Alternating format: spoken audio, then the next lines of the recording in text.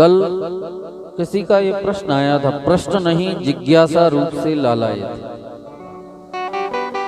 पीठ तत्व और उसका स्वरूप। अब आपका जो प्रश्न है उसी का जवाब दूंगा मैं। आपने पूछा है पीठ तत्व और उसका स्वरूप। इसमें आपने 4 पीठों के नाम लिखे। पहले कामरूप पीठ, दूसरी आपने पूर्णगिरि पीठ, पूर्णागिरि पीठ, तीसरी आपने पीठ लिखी है उड्डीयान पीठ, और चौथी पीठ आपने लिखी है जलंधर पीठ। और इनकी शक्तियों का दर्शन भी आपने करवाया है। अंबिका शक्ति, शांता शक्ति, ये कामरूप पीठ की हैं। ये परावाक है और तुरीयवाक है। इच्छा शक्ति और वाम शक्ति ये बाणलिंग और पश्यंती वाक की हैं, पूर्णागिरि पीठ की शक्तियां हैं। उड्डीयान पीठ में आपने क्रिया शक्ति और रौद्र शक्ति को परलिंग और बैरवरी वाक से जोड़ा है। जलंधर पीठ को आपने ज्ञान शक्ति और ज्येष्ठ शक्ति, इतरलिंग और मध्यमा वाक से जोड़ा है। और नीचे लिखा है उपरोक्त का अर्थ लिखा। जिन भैया ने ये लिख करके भेजा है वो वास्तव में साहित्य के बहुत अच्छे विद्वान हैं। साहित्य शब्द बहुत अच्छे उपयोग किए हैं। सुरम्य भाषा में, मतलब ऐसी भाषा बोली जाए जिससे हमें समझ में आ जाए। दिग्दर्शनार्थ क्यों पूछना चाह रहे हैं? क्योंकि वह इस प्रसंग का दर्शन करना चाहते हैं। और नीचे लिख रहे हैं जिज्ञासु सर्व श्रोतागण। सभी श्रोतागण इस क्वेश्चन के उत्तर के जिज्ञासु हैं। अब जिन जी ने ये क्वेश्चन पूछा है, सबसे पहले जो आपने नीचे वाली लाइन लिखी है जिज्ञासु सर्व श्रोतागण, इस प्रश्न के सभी सर्व श्रोतागण जिज्ञासु हो ही नहीं सकते।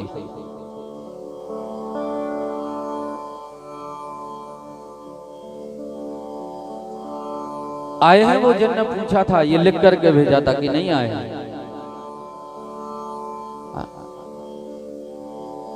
नहीं आए तो फिर कथा चलने दें और कहा। ये भैया तंत्र विधान है, तंत्र विधान, तांत्रिकी का विधान है। ये कामरूप पीठ के विषय में इनने पूछा है। कामरूप पीठ जो है भैया, ये कामाख्या है। मैंने उनसे कल निवेदन किया था, इन पीठों की बृहद कथा सुनने के लिए आप श्रीमद् देवी भागवत जो मैंने गाई है वह सोशल मीडिया के माध्यम से आज भी डली हुई है, उस पर आप 51 शक्तिपीठ, 51 शक्तिपीठ पर लगभग 5 दिन तक मैंने वो कथा गाई है, 51 शक्तिपीठ की ही केवल। तो प्रत्येक पीठ पर बृहद चर्चा की है। लेकिन आपकी जिज्ञासा है तो उस जिज्ञासा को मैं बता दूं, ये कामरूप पीठ जो है वो कामाख्या देवी है। असम के गुवाहाटी में है। असम की राजधानी गुवाहाटी के अंतर्गत ब्रह्मपुत्र नदी के किनारे कामाख्या का मंदिर है। और एक छोटा सा रेलवे स्टेशन भी है कामाख्या का। ये शक्तिपीठ हैं। ये शक्तिपीठ बने कैसे? ये शक्तिपीठ ऐसे बने, शिव पुराण की कथा में यदि आप जाएं तो शिव पुराण में जिस समय माता सती अपने पिता दक्ष के यज्ञ में प्रविष्ट होकर के कुंड में कूदी हैं, उनका संपूर्ण शरीर जो है उसमें आग लग गई, जलने लगी। ये सूचना नारद जी ने भगवान शिव को प्रदान की। भोले बाबा, आपकी पत्नी अपने पिता के यज्ञ में कूद करके आपके अपमान के कारण अपने प्राणों को उसमें आहूत कर दिया। भगवान शिव तत्काल जाते हैं और सती के जलते हुए शरीर को हाथ में रखते हैं। सती का जलता हुआ शरीर, इतना प्रेम है अपनी पत्नी सती से कि जलते हुए शरीर को उठाया।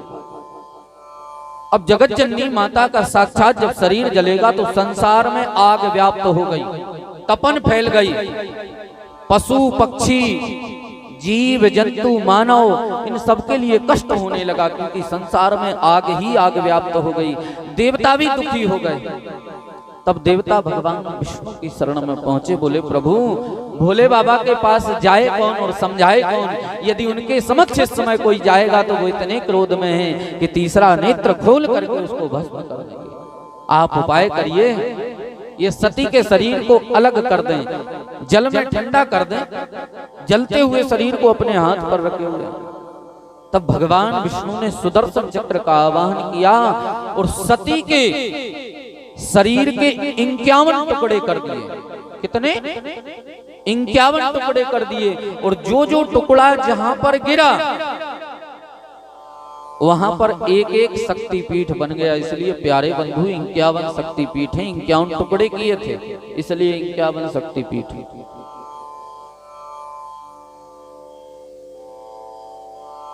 तो गुवाहाटी क्षेत्र में, असम प्रदेश के गुवाहाटी क्षेत्र में भगवती का जो अंग गिरा वो योनि गिरी, गुप्तांग गिरा है, इसलिए उस स्थान का नाम काम कामाख्या हुआ। और जितने भी 51 शक्तिपीठ हैं, यहां एक आप अनुभव करना, अपने यहां रानगिर में भी माना जाता है कि यहां हार गिरा, लेकिन 51 शक्तिपीठों में 2 जगह हर सिद्धि आई है। एक स्थान बरकोटी वाले दादा पाकिस्तान में भी है, और एक इसको भी गणना किया जाता है। अब दोनों को ही अपन सिद्धपीठ मानते हैं। 3 पीठों का जो है वो निर्णय नहीं हो पाया। 3 पीठों को 2 जगह बताया गया, हो सकता ये हो सकता ये हो।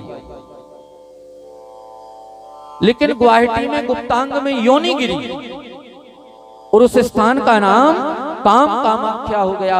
और साहब काम कामाख्या देवी के रूप में प्रचलित हुई। इस स्थान का पूर्व में नाम था प्राग ज्योतिषपुर, बाद में फिर काम कामाख्या, उसके बाद गुवाहाटी, और अब तो काम कामाख्या नाम से स्टेशन ही बना। ये नगरी प्राग ज्योतिषपुर कहलाती थी, आज वह नगरी गुवाहाटी के नाम से प्रसिद्ध है। अब आपने पूछा है, ये तो हो गई कामरूप पीठ की व्याख्या।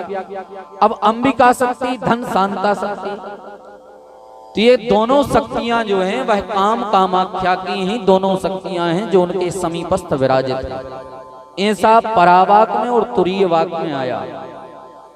अब आप पीठ के तत्व पूछना चाहते हैं, आपने पहले लिखा इनके पीठ के तत्व बताएं। तो कामाख्या की अर्चना सर्वतोभद्र पीठ पर की जाती है, यंत्र रख करके अम वम कम नुम नमः, इन मंत्रों से उनकी अंग पूजन की जाती है। ये उसका पीठ तत्व हो गया। लेकिन साहब पीठ तत्व की पूजन जो है वो तंत्र में की जाती है। अब दूसरा आपने लिखा पूर्णागिरि पीठ। ये पूर्णागिरि पीठ टनकपुर में है। टनकपुर स्टेशन का नाम है टनकपुर, प्रांत का नाम है उत्तराखंड। उत्तराखंड में टनकपुर है, वहां मां पूर्णागिरि विराजती हैं और उनके समीपस्थ जो उनकी अर्चना करता है उससे उसे इच्छा शक्ति और वाम शक्ति प्राप्त होती है। ये दोनों शक्तियां माता पूर्णागिरि के समीपस्थ ही विराजित हैं। और साहब इन देवी का नाम महाकाली के रूप में अर्जित हुआ। और यहाँ देवी की नाभि गिरी थी। यहाँ क्या गिरा था? नाभि। इसका पीठ तत्व क्या है?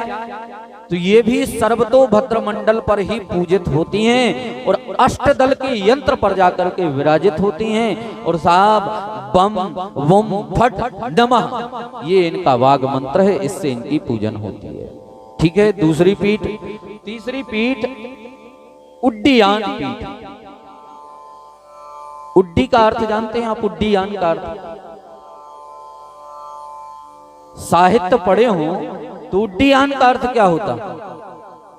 उड्डी का अर्थ पीठ होता है डॉक्टर साहब, ठीक है ना?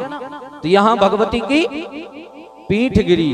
अब उड्डीयान तीर्थ या उड्डीयान पीठ आप श्रीमद् देवी भागवत में भी देख लीजिए तो उड्डीयान पीठ का इतना ही बताया गया कि उड्डीयान में जाकर के गिरी हैं, पीठ गिरी है। अब वो कौन है कौन नहीं है ये उन्होंने नहीं बता पाया या अंकित नहीं किया। लेकिन दुर्गार्चन पद्धति में आप जाइएगा तो दुर्गार्चन उड्डीयान का उड्डी का अर्थ होता है पीठ, और उड्डीयान पीठ जो है वह उड़ीसा के जगन्नाथपुर में है। जगन्नाथपुरी जो मोक्षदायिनी नगरी है, भगवान जगन्नाथ के समीपस्थ ही ये विराजित हैं। यहाँ पर इनकी पीठ गिरी है और ये विमला देवी के नाम से वहां प्रसिद्ध हैं। ठीक है, उड्डीयान पीठ जो है वह उड़ीसा के जगन्नाथपुरी में है। यहाँ भगवती की पीठ गिरी और बिमला देवी के नाम से मंदिर बना हुआ है। बिमला देवी के नाम से भगवती का नामकरण है और इनके समीपस्थ इनकी पूजन करने से हमें क्रिया शक्ति की प्राप्ति होती है, रौद्र शक्ति की प्राप्ति होती है। ये दोनों शक्तियां उनके समीपस्थ विराजित होती हैं। स्फुरई स्फुरई फम फट स्वाहा, ये उनका पीठ तत्व का बीज मंत्र है और ये वाग पीठ पर जाकर के यंत्र पर विराजित होती हैं। ये उनका पीठ तत्व ही, ये उनका स्वरूप है। चौथी पीठ, आपने चौथी पीठ लिखी जलंधर पीठ।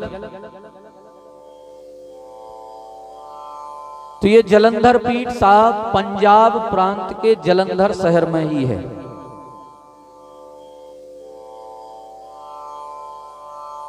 रास्ते में पड़ता है, आप लोग यदि वैष्णो देवी की यात्रा किए हुए हैं तो वैष्णो देवी की यात्रा में दिल्ली के उपरांत हरियाणा निकलते हुए साहब जब पंजाब में प्रवेश करेंगे तो स्टेशन पड़ती है जलंधर। यदि वैष्णो देवी गए हो, अमृतसर साइड में हो जाता है लेकिन जलंधर आपको रास्ते में पड़ता है। जलंधर के उपरांत ही कठुआ जम्मू कश्मीर में लग जाते हैं। तो जलंधर शहर में ये भगवती जलंधर पीठ में विराजित हैं पंजाब में। आपने लिखा ज्ञान शक्ति और ज्येष्ठ शक्ति, इनके समीपस्थ ये दोनों शक्तियां विराजित हैं। इनकी पूजन करने से आपको ज्ञान की वृद्धि होती है, इसलिए ज्ञान शक्ति, और ज्येष्ठ शक्ति आपकी आयु की वृद्धि होती है, इसलिए ज्येष्ठ शक्ति के रूप में भी विराजित है। इतरलिंग में और मध्यमा वाक में ये कथा आई है।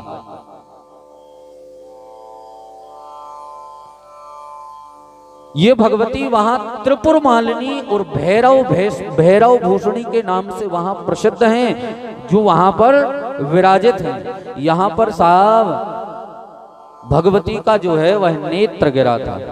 क्या नेत्र गिरा था, इसलिए जलंधर पीठ वहां विराजित है। आशा करते हैं आपको जो मैंने बताया है उससे आप संतुष्ट होंगे। हाँ, इनका पीठ तत्व और रह गया जलंधर पीठ में त्रिपुर मालिनी भैरव भाषणी का। तो इनका पीठ तत्व जो है, ये पीठ तत्व पर लिंग तो भद्र मंडल पर विराजित होती हैं और ये कमलाकार में जाकर के उस यंत्र में जाकर के विराजित होती हैं। पीठ तत्व का ये स्वरूप है और इनका मंत्र जो है ओम स्फुरई स्फुरई त्रिपुर मालिन्यै स्वाहा। ये पीठ तत्व, ये पीठ स्वरूप।